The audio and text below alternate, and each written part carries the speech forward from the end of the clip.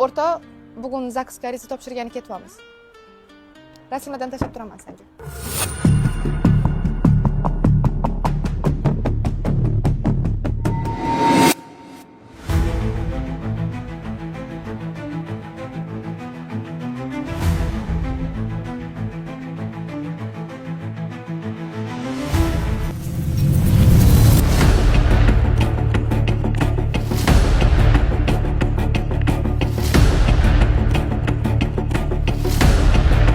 Sen nima qilsan bu yerda? Bu savolni men berishim kerak senga. Ibrohim aka.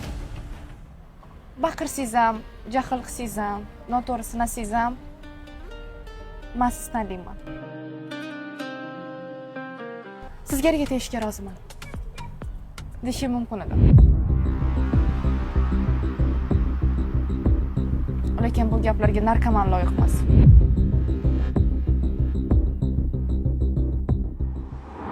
Bilaman lekin alam qilar men yolg'izsan kimlar bilan bu savollar yuretilar lekin o'zgarmaydi o'ylagan bilan o'ylasam oshadi boshimda g'azab oshadi toshadi g'azabdan azab asabim joyda emas chunki men kasalim davosi o'zingsan asab hamon barga aybdordek ko'rinaman ko'zingga aslida Katta qasrdagi malika askar yigit tanlabdi. Noto'g'ri qilibsiz. U askar yigitni balkim maqsadi boshqadir. Nima? Ya yana ham baxtli qilish, xursand qilish, ko'zidan yosh oqizmaslik bo'lsa kerak, qattan bilasan. Balkim u kitobni oxirigacha birga yozarmiz. Shoirmisiz, yozuvchimisiz? G'azalchiman. Ketdi. Qo'l qo'yib chiqinglar. Shunday go'zal, shunday nafissan, arazing ham yoqimli ishon.